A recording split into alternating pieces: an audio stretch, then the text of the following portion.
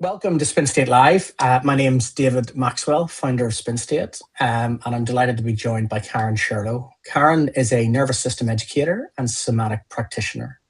Karen works a layer beneath awareness, where the survival system shapes what we perceive, decide, and do before a conscious thought is formed. Today is a conversation about sovereignty, the capacity to stay our own under pressure and to choose how we lead rather than be run by the old reaction. So, Karen, thank you. Today is all about what holds us and what runs us when the pressure is real. And most leadership is taught kind of from the neck up. Karen, your work sits a layer beneath that, where the body has often decided before we have. So it's really good to have you with us. Thank you. Yeah, thank you for inviting me. I'm looking forward to the conversation. Brilliant. So am I. So I'll get straight into my first question then. So when you talk about sovereignty and leadership, what do you actually mean? And what do most people miss about it? Okay. You know, it's funny because recently I was at a networking event and I had been speaking to a lady about my sovereign leadership program, and she was intrigued. She loved the use of the word sovereignty. And she said, do you know, but when I really think about it, it just comes down to sheer stubbornness, doesn't it? I thought, oh, well, that's interesting, because that's so far removed from what the word actually means, and the message that I want people to receive when they hear that word. So sovereignty is not stubbornness. It's not control. It's not domineering. It really is our ability to stay connected with ourselves when we're under pressure. So if a state is sovereign, it is in authorship regardless of external interference. And so on a personal level, if we're looking at that, it's about us being able to remain connected, even when the pressure's on, to our higher brain functions, so that we've conscious choice is available. So it's not really about sovereignty. This conversation is more about capacity, because that's what allows sovereignty to emerge. Mm-hmm. Mm-hmm. Okay. And you mean your work sits beneath mindset at a level where the survival system is already shaping what we see and decide. So what is happening there before we're even aware of it, Karen? Okay. So I think, have you ever been in a situation, David, where you've heard like a really loud, unexpected bang and you sort of jump out of your skin? Yes. Or maybe a car will pull out in front of you and you immediately slam on the brakes. Yes. You don't have to think about those reactions. They're automatic. Yeah. Yes. That's our survival system in play. And it works so much quicker than our thinking minds. And thank God it does, because if it didn't, can you imagine how laborious it would be to have to think through every single detected threat? And can you imagine if there was actual physical threat and danger and we had to think about what we wanted to do? Well, the chances of our survival are probably quite slim. Okay. Mm-hmm. So our survival system is not the problem. You know, we need that. The problem is that our survival system is not always responding to physical threat in real time. Okay. So we come into this world as social beings. Okay. We're young, vulnerable, helpless babies that need to connect to someone to survive. Okay. So Yep. Connection isn't just a luxury that we might like. At a fundamental level in our nervous system, connection is necessary for our survival. Okay. So when we walk into a room as independent adults, but we've still got this message in our DNA that connection feels like life or death. Okay. Our nervous systems are always scanning beneath the level of awareness for, is it safe for me to connect here? Do I belong here? Is it safe for me to speak up here? Is it safe for me to be seen? And so really, depending on how we effectively did that in our earlier years will depend on what feels safe or threatening to us in real time. And as a result of that, David, what we end up doing is we shapeshift. We unconsciously develop these strategies that protect us, and we start to believe that is who we truly are.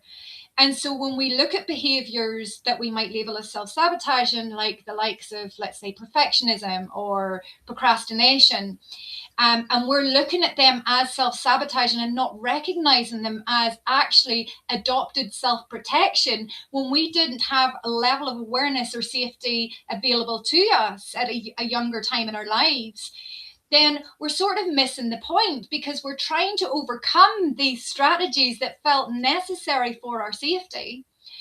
But unless we start to understand why those adaptations were adopted in the first place and meet ourselves there at that level, supporting ourselves at that level, meeting that need or safety for that core wound, then we're really only ever sticking a sticky plaster over the problem with mindset play. Does that make sense? It does. It does. You mean, like in the work that I'm doing, you mean, I'm very heavily kind of, what's the word, inspired by kind of the vertical development piece, the adult development piece. And you mean, when you're born, you're only born with two fears: a fear of falling and a fear of loud noise, and everything else is taught. Yeah. What I didn't really understand until you described it there was how quick your nervous system is able to react to the danger, without you even knowing it. I actually have, nobody's ever explained that to me the way you've just done that. So it's kind of, that's something I'm going to now sit with for the rest of the week, probably, Karen. I'll give you a little bit more science behind it. So is that information comes in through our senses, and our body then responds to it. It has to travel 50 meters of neural pathway, which equates to half a second in time before it reaches the prefrontal cortex, and we can actually think about what's just happened. So, wow. Yeah. That's incredible. Isn't it? It is. I mean, that's, like, my mind's just been blown there. So tell me this then. So, you mean, so how much of a leader shows up under pressure is set before they think a single conscious thought? Okay, well, that's really dependent on their level of self-awareness and their capacity to integrate that awareness. So that will vary depending on those two measures. So yeah, I think, yeah, that's really the answer to that. It's like, depending on self-awareness and how much capacity they have to integrate, it will depend on how much of a actual leader can show up. And what does that actually look like in real life? I mean, the example that I have, I mean, there's another lady, Tasha Ulrich, wrote a book called Shatterproof, and she's kind of gone down the rabbit hole on self-awareness, and she says that 90 to 95% of adults believe that they're self-aware, but only between 10 and 5% of adults show the traits of self-awareness. Yeah. And being self-aware and having the traits of self-awareness are still two different definitions in itself. So, I mean, how do you then kind of approach that with leaders, where in the world that I work in, 85% of them want to stand out, look good, and get ahead? Yeah. And that's another question, because some people are leading from the drive to survive in of itself. They're in position because they own responsibility, has become part of their identity. So, it's really very often what happens is that they don't start seeking or outsourcing the support or help until they're in burnout. And what we don't really, I think what most people misunderstand about burnout is they think it's because they're simply just working too hard. But but it's just not that. If someone is trying to succeed or achieve a goal, like their life depends on it, subtly the nervous system is functioning in this sort of fight flight activation on a permanent basis. They've just learned how to function very well within that. So that really begs the question on a deeper level, who am I? Which, well, that opens up a whole other can of worms. So how much of a leader is truly showing up under pressure or not under pressure is even a question to ask. And most leaders well, I mean, we need to make sure that we're defining leadership. But I mean, most people in a leadership capacity kind of gains those roles through skills and Yes. capability. Yeah. Um, but then that particular role then asks them for something that they've never been prepared for. But they maybe gained those skills and roles initially because it was an adaptation that they had to adopt earlier in life. So they became very good at it through necessity. So let's say, for example, a child that grew up in a household that that was a bit haphazard, and they really the child needed stability, so they learned to take responsibility for everyone. So they got really good at managing people, let's say. Mm-hmm. So that then is a beautiful, skill that they can now use to create a great career with. But to the nervous system, that responsibility is still operating like life or death. Yeah. Does that make sense? It does. It does. And I mean, I've shared this with you before, Karen. I've experienced that. You know what I mean? Like, I mean, in my experience, I mean, burnout is a series of micro decisions that happen over a long period of time, and it's fueled by those underlying assumptions that are driving every decision that we make, and Yeah. most of them are on autopilot. And I guess in this particular work, you know, I mean, most of the people that I work with leave it until it's almost too late. You know what I mean? And I guess that's why this message is so important, because the more people that can become aware of it, then maybe those people that are curious can take that first step. Yeah. Yeah. Curiosity is such a beautiful inner posture to begin to adopt.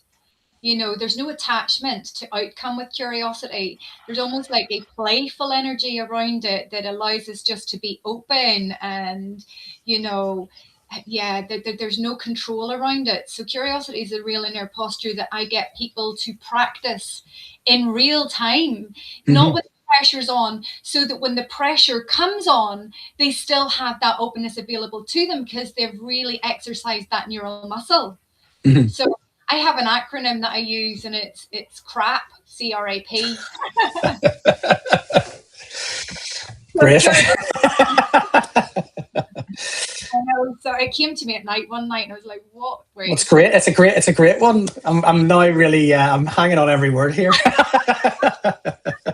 So curiosity, responsibility, acceptance, and patience. If we practice those inner postures in our everyday life before we're in the storm, then they're more available to us when we're under pressure, because we've exercised them naturally, like as a daily routine.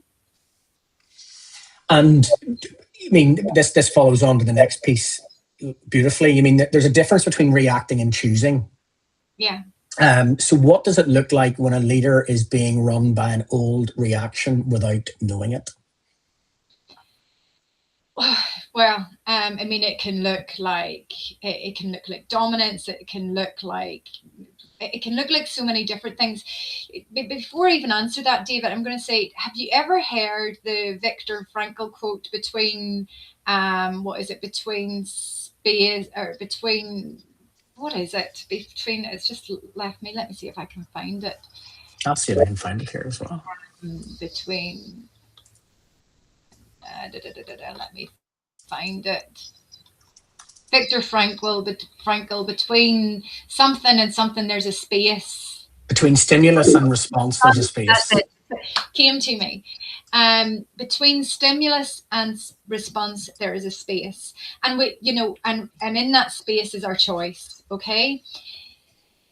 I think we sort of think of that space as being hypothetical or just there. It's not. It's a capacity that we have to cultivate and grow. Okay. And if a leader has not developed that internal capacity, you're going to see the group will feel it. it's, you'll sense it. There will be a sense of, depending on whether someone has defaulted to more of a domineering type of survival response, which is they're anchoring into their fight, that will look like control, force, like real energetic dominance. Mm-hmm. It might look like stubbornness. If they're anchoring into their flight response, it's going to look more like excuse making, um like avoidance, like you can't really trust people because you sort of are sensing that they're not really telling you the truth, or they're not being upfront. There's this mismatch between what they're saying and what you're sensing, what their body language is saying. And then there's another line of defense which a lot of people miss, and that is the shutdown defense. It's shutdown and collapse. It's our dorsal vagal response from our nervous system, and it looks more like retreating, collapse, giving up, hopelessness. So really depending on what state a leader has adopted to feel a sense of safety and protection will depend on how that personality or character at the time of the leader shows up. And where does then sovereignty actually live in the gap between the trigger and the response? It emerges when the capacity is developed. Okay. Sovereignty is birthed from capacity. So how would somebody then begin to reclaim that capacity, or reclaim that gap? So I was telling you about my craft. Yeah. So practicing outside of the stress, in real time, in the mundane, in the daily, practicing the curiosity, the responsibility, acceptance, and the patience. And also I teach something called a resourcing bridge. So when you become aware of what your triggers look like, both behaviorally, but also internally and somatically. So when you develop that level of awareness, then you can become more, you can notice them in real time, and then you can take responsibility for what you do in that real time. So it's not about avoiding the trigger in of itself. We can't bypass our nervous systems. We have a nervous system when we have a lived experience. So we are going to get triggered. So if we're very aware of what that internal experience is, for a start, that gives us if we're connected with the feeling body, we will have information rising. I feel myself moving into dysregulation. That gives you a little bit of moment in time before you're hijacked. Okay. And does that make sense? It does. I used to get emotionally stirred up inside, right? Mm-hmm. In a work environment. Well, I guess we all get emotionally stirred up inside. And it got so, for me, it was 2 Post-it notes either side of the camera. Mm-hmm. The left one was, are you trying to look good here, David? And the right one is, are you actually trying to solve the problem? Yeah. And having those real-time kind of earthing rods really did make a difference in the moment. Yeah. To the point where those episodes then started to become less frequent, I guess. Because was in real time a reminder to check in. Yes. Where is this coming from? So when we have that awareness or that prompt, I mean, I would just imagine a big stop sign goes stop, stop. And then I would move into what I call my resourcing bridge. So immediately I'll connect with my breath in through my nose, allowing my belly to expand, in for 3, holding for 4, and out for 6. So that activates the vagus nerve, which really allows us to put the brakes on in the system. Okay. I will connect with my feet on the ground, and that doesn't mean I need to have my shoes off and standing in soil. I'll just feel my feet in my shoes, and I'll imagine roots growing from the soles of my feet into the ground to earth me. Okay. And then I'll start using a technique that I'm certified in that's called havening. So that uses a simple applied touch to create an electrical chemical change in your brain, which will induce you into a brainwave state called delta. Okay, so when we're in a brainwave state called delta, it's the same brainwave state we would be in the deepest part of our sleep. Okay. And what that does is we're not asleep, obviously, we're awake, but we're getting the same chemistry as if we are asleep. And so that decreases neurotransmitters such as oxytocin, serotonin, GABA, and it decreases stress hormones like norepinephrine, cortisol, and adrenaline. So we literally are becoming, we're offering ourselves agency over our internal chemistry and state, which is huge. So that's what I talk about. We need the awareness. It's the first building block, because we can't we don't know to use the resource and bridge unless we see it. Mm-hmm. And then we resource, and then we just create that pause that we're speaking about in that quote with Viktor Frankl. And then we bring back our prefrontal cortex online, and we then have the capacity to consciously choose. So that is what creates that capacity. And the more times you do that, the greater the capacity expands. And if that's coupled with these inner postures that we're practicing in everyday life, curiosity, responsibility, acceptance, and patience, it really starts to allow ourselves to be with the activation. It's not about the activation. We're not trying to avoid that. We learn how to resource ourselves when we're in it. I think that's where a lot of somatic coaches perhaps are teaching regulation. Brilliant, love it. Regulation's amazing, but under pressure, sometimes that's just not available. Mm-hmm. You know? No, absolutely. Yeah. So can we remain conscious even though we are dysregulated, is what I'm teaching, and that requires capacity. And really understanding why our internal operating system is coded the way it is really starts to help with that. For me, it was always self-worth issues, Karen. I was overcompensating. Yes, yeah. And every day I was taking a percentage of my energy and using it to suppress. Yes, yeah. Those, well, I think it was anger and emotion, you know what I mean? But once you shine a light on that, and as you say, get curious around it, I kind of feel like I'm just in the gym every day, and you're just doing the reps. And over time, you start to see those changes, because it does take time, doesn't it? You're ultimately rewiring. Well, for me, 46 years of my life. Yeah, for me, 49. Absolutely. And so what that starts to do when we have that level of understanding for where these behaviors were adopted, this overcompensating you were doing, you start to recognize the deep need that overcompensation actually met. It served you at a time in your life, and we can have compassion for it rather than think that we're wrong for behaving that way. When we approach these behaviors with disdain, when we approach them and we're judging and shaming and trying to force ourselves out of them, we're just further fueling extra fight flight chemistry into our body. We've got to meet them with that compassion, and that's my crap acronym actually is 2 C's, but I don't. It's like compassion and curiosity come hand in hand. I'm reading a book at the minute called Happiness by Matteo Ricard. Have you come across that before? No. It's probably about the third or fourth time I've read it, and one line that hit me last night was, flouting all labels is the biggest guarantee of freedom. Mm-hmm. Mm-hmm. And I was like, wow.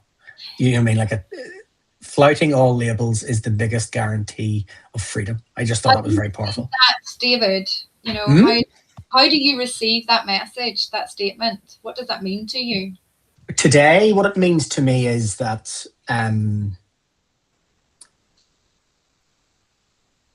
the only thing that matters is actually, I mean, in the world of vertical development, you know what I mean, you've got to have, in my opinion, you've got to have a purpose, and your purpose will change depending on your life. And one thing, I mean, you'd mentioned it earlier on there, I did used to beat myself up with the way I behaved, right? And today I accept it for what it is, you know what I mean? Because I'm exactly where I'm supposed to be right now. Yeah. And Rick Rubin even said in a recent interview, I mean, the audience comes second. Mm-hmm. Yeah. And everything that he does, and I can really resonate with this, it's like a wee mini jigsaw puzzle coming together. I mean, flouting all labels is the best guarantee of freedom. So it's just dropping everything, and just shining a light on that awareness. I mean, people are going to do what they're going to do, and the only choice that we have is how we choose to respond. And I guess when you've got a bit of life experience behind you, you mean, and you can join the dots when you look back. Yeah, you mean, life and business is a series of peaks and valleys, and I guess I'm just learning to live in the gap. Yeah. Um, and I guess having those thoughts front and center almost all the time just kind of keeps me grounded. Does that make sense? Yes, That's what yes, it means to yes. me. Um, you mean Mate Ricard is he's a monk, um, and he's French, but the way he just puts things into words It's so just sits with simple. you. Yeah. Very simple, very simple. When people can relay to you really complex ideas in such a simple, relatable way, that's such a skill set. I'm trying to develop that skill set, but it's That's really easier said than done. But that's the thing, you know what I mean? Like, yeah. and like all of these things, are rewrapped and repackaged, and some people are really good, as you say, of making it clear to certain people, and this guy is definitely one of those. So I guess you mean, like, the body has the final say is what we're moving into here, really. You mean you teach that the body has the final say. Why can a leader know the right thing to do and still not be able to do it when the pressure hits, Karen? Well, I think I answered that when we were looking at how fast our autonomic nervous system works in comparison to our brain, our thinking brain. And then what happens is when our thinking brain comes online, if it doesn't have that level of compassion on board, then we that just becomes probably more fuel to keep the system fired up. So it's the speed, the automatic speed, and then our interpretation of our reaction that keeps us stuck. Um, I had an experience 4 years ago. I came down with a debilitating condition. I'm not sure if you heard of it, called frozen shoulder. Okay. I've heard And of that frozen meant, shoulder. okay, so I had a frozen shoulder 2022. 2022, I developed a frozen shoulder on my left hand side. And it was sheer hell. 18 months. It's chronic debilitating pain. You don't know where the end's going to come. It can last anything from 6 months to 3 years. I Wow. could sleep for a year and a half, and it was a challenge, to say the least. So anyway, you can imagine my relief when it eventually I was able to scratch my nose again, because that's the limitation. I'm not able to move the arm to the level of my nose. But then you can also imagine in my dismay when 6 months later it starts to appear on my right shoulder. Wow. Okay. And I'm like, in denial for a while. No, no, no, it's not. And then I was like, I'll throw everything at it at the beginning this time. That'll fix it. And I woke up one morning while I didn't even sleep, and I realized this has got the grip off me. I'm not getting out of this. And I felt in that moment the gush of fear come over my body really intensely. I was hijacked by sympathetic energy, by that mobilizing chemistry. The fear, I was frozen. I heard myself going, I can't do this again. I can't do this again. I can't do it again. And my body was shaking. I'm shivering. And in that moment, simply because I had the awareness of what my triggers looked like and the stories that I would tell myself in those states, I can't do this was one of them. Hmm. I went ding ding. I heard it. I seen myself in the response. And I said, that's not true. That's not true. This voice came, this capacity came to just ground into myself and go, that's not true. Yes, this might be painful. Yes, this will be challenging. Yes, there may be many nights where I don't have a night's sleep. Okay. And I will hold myself through all of that. But I have proven to myself that I can do this and that I will.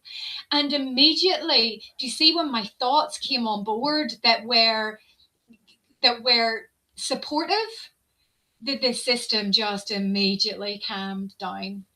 And so, yes, the body was screaming, but because I had the internal capacity to witness it rather than be the subject of it, I was able then to use my thinking brain, my cognitive, rational, logical brain, to give me a new stream of information and settle that system. So Our thinking brains have a very important role to play. The problem is they're generally generated from our state. The thoughts that we have are generated from the state that we're in. Yeah. Absolutely. Yeah. So if you're, let's say, in the morning, you get up and you've had a crap night's sleep and you open the curtains, it's a dull day, you go to make your coffee, the milk's off, you go to work, you're on your way to work, you get stuck behind a tractor, and you become so frustrated and upset and annoyed with this tractor. You feel like blaring your horn, you're really agitated, and by the time you get into work, you're filled to here. Yeah. Then on another morning, you could get up, you've had a great night's sleep, the sun is shining, you pour your favorite coffee, you get on that road, there's a tractor in front of, you're in the same traffic jam, but instead you screw down the window, you turn the song on and you think, oh, well, I'll just take my time. It's the same traffic jam, but because your state is meeting that traffic jam from a very different place, your interpretation of it's very different. Do you find, like, I mean, like your organization will, like, in the context of spin state, your organization will only elevate to the emotional and cognitive capability of its leader or of its leadership. And what I find is that as humans, we're all really good at rationalizing everything. And emotionally, I'm like a rock of granite, for goodness sake. You know what I mean? It's that emotional piece. The minute you bring the emotional piece in, that's where I find the wheels fall off. And that's where you then default to under pressure. Yeah. Yeah. And that's where capacity really is vital.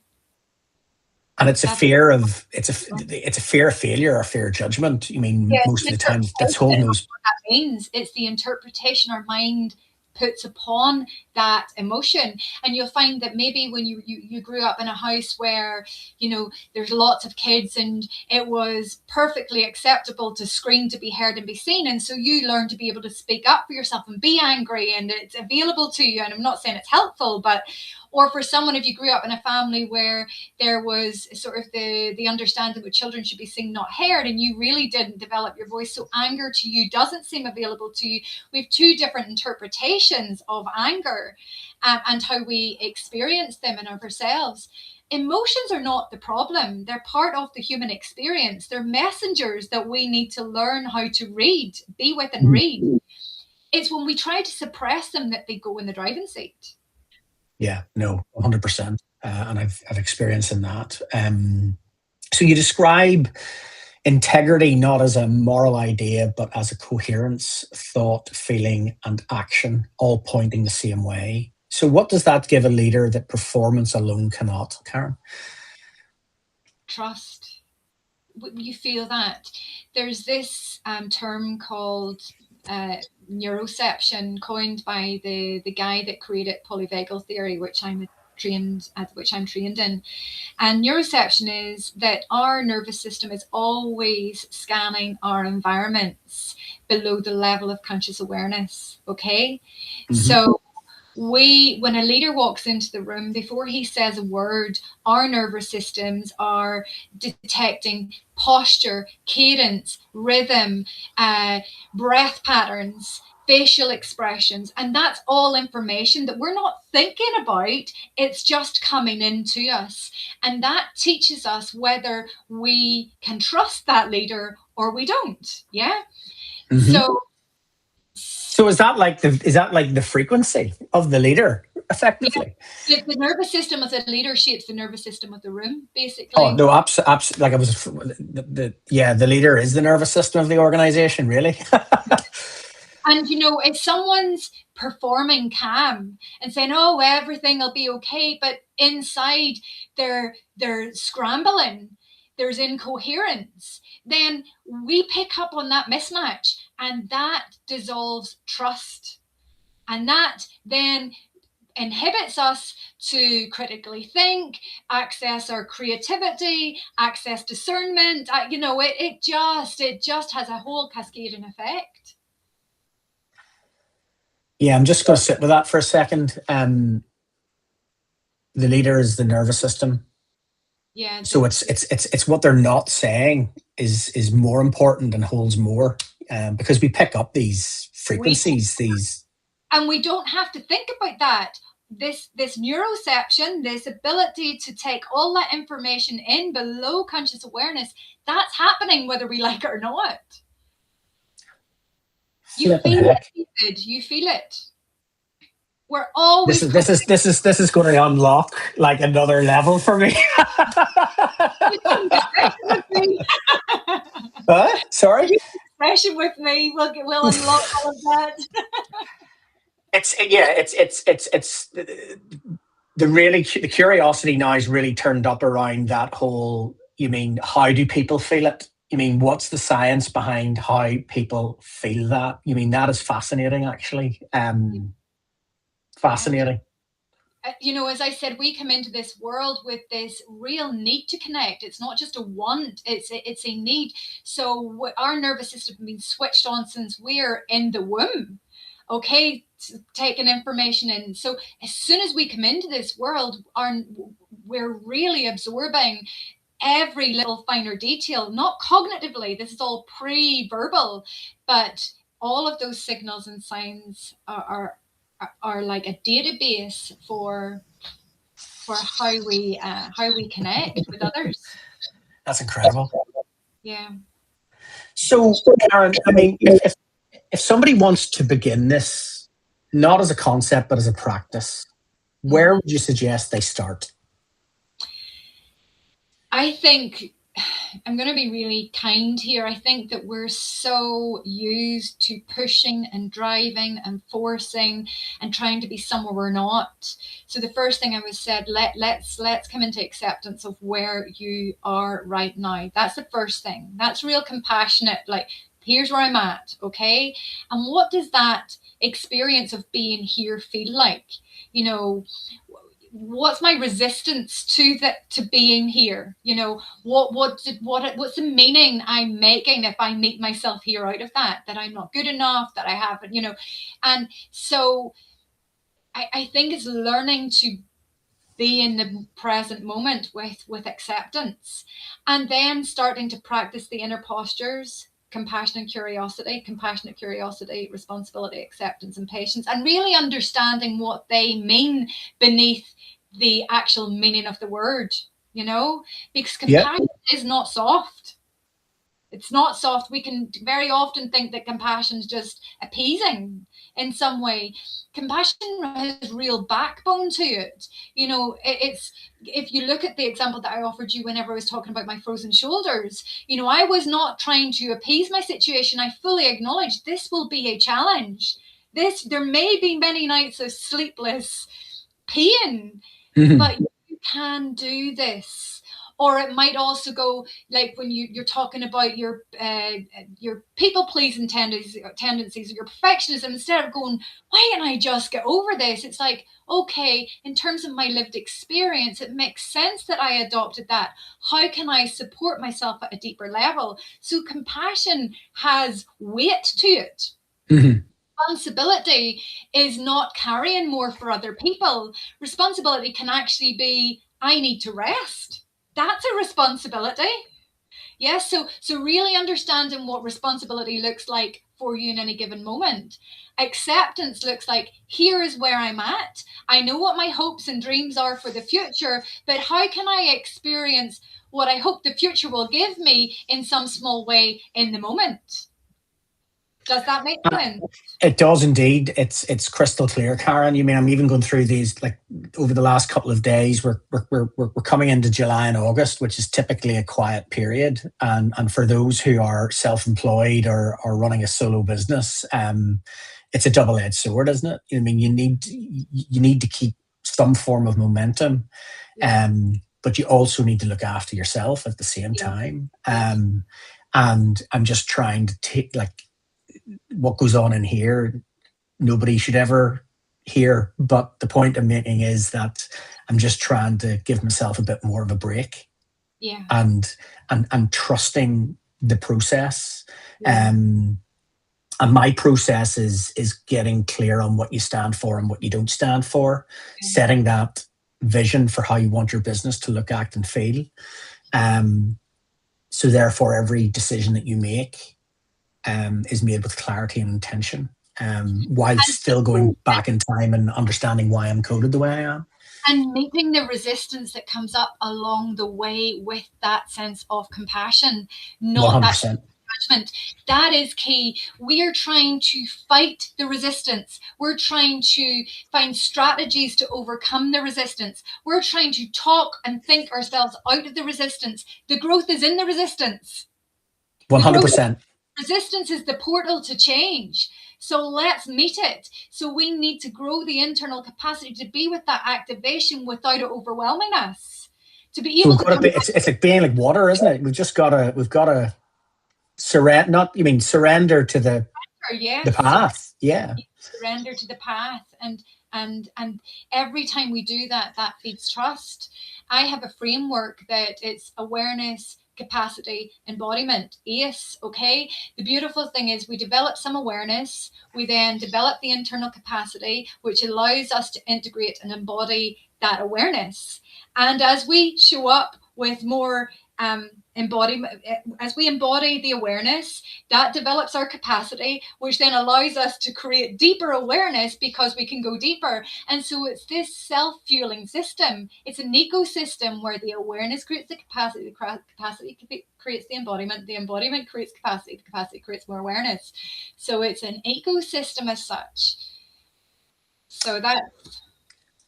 I'm so looking forward now to the 20th of September, like the conversations. So for those watching, we're holding an event in Belfast on the 28th of September in the Waterfront Hall. And Karen, Keelan Buckley, Ryan Godfredson, Kieran May, and I don't even think I'm going to have to speak on this.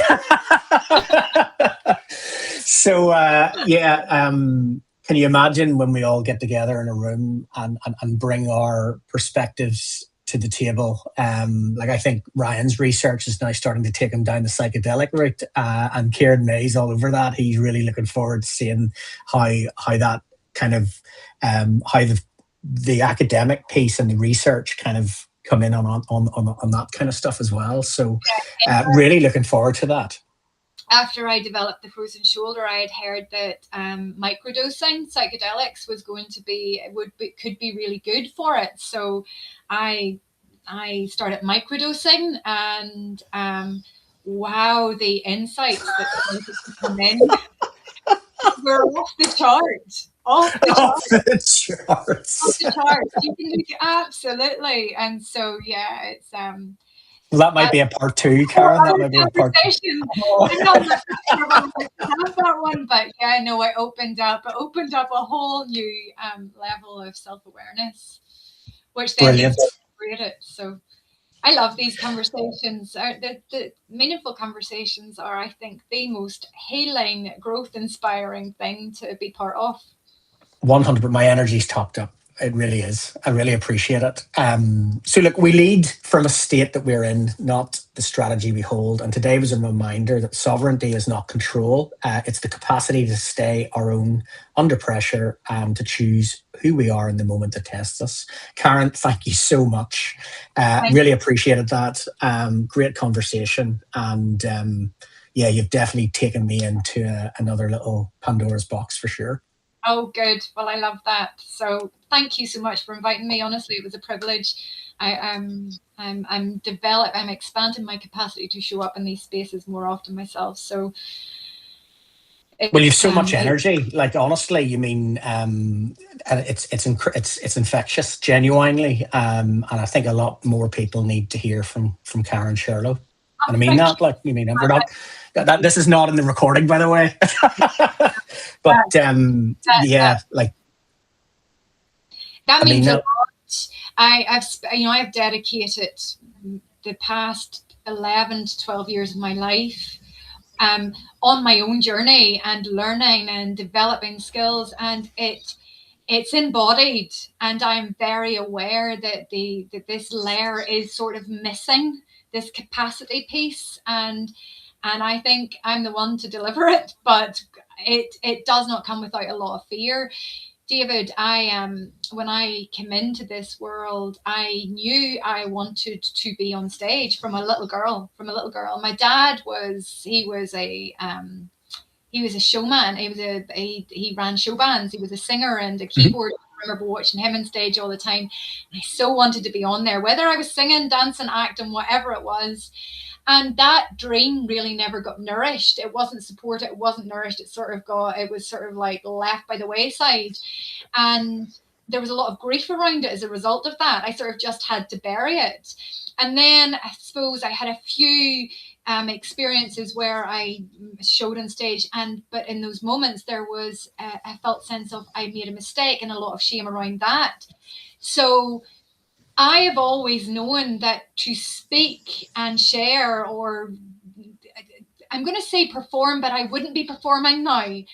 My younger self who wished to perform, it's had a lot of wounding around it. And so I have had a lot of deep work to support that younger child in me whose dreams were not fulfilled. And so it means so much to on when opportunities arise. But I am very aware the more I show up in these spaces, that the nerves are beginning to dissolve, because I have already built that internal capacity. I know it. I know the stuff. I know what I'm talking about. Well, and that's the difference. You know what I mean? Like you've got the lived experience. You know the stuff, and there's so many people out there that it's that kind of known unspoken where they're not willing to share what they're really thinking. But then when they hear people, like yourself, being able to share that's what gives people the courage actually to step through the threshold ultimately. And there's not enough people out there that are willing to be their authentic self, which is real time. It's vulnerability. No, vulnerability is great PR, but like it's one thing knowing that vulnerability is like magnetic, but it's another thing growing the capacity to be able to embody it. 100%. And that's a journey that never ends. You know what I mean? Like, I don't know about you, but there's days where I just want to stay in bed and I just want to be safe. You know what I mean? And then there's days like this where I'm like, flipping, bring it on. You know what I mean? This is class. Yeah. And then there's every day in between, of course. And it's just in between and each. Yeah, I think with these ideas that we've got to be in some state of happiness and regulation for us to feel okay. It's about being able to ride the nervous system through all states. Totally. And I think that's the skill that I want to help people to develop. So I have loved this conversation, David. Thank you so much.